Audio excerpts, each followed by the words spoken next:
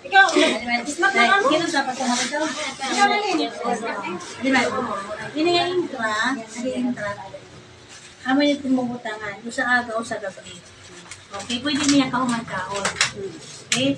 Pati aling nga Nutria Plus, amo niya aga na niya prostate. O sa paaga, o sa gabi, kahumagkap kaon. Okay? Tapos ano yan, Fiber Life, 1 capsule 2 times a day, o sa paaga o sa gabi, pero kung sa kumaon. Bago kumaon, mga 30 minutes.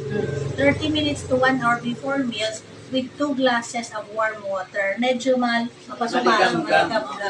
Ha? Kasi action ni niya, pag inom niyo mo, kinahanglan mo ang tubig.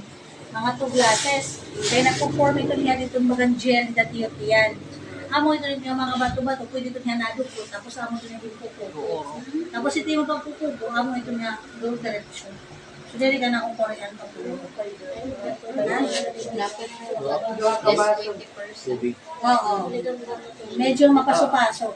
Mas mahupay ito niya. I-testing mo nga rin itong Fiber Life, ikala mo itong tubig na baga ito niya na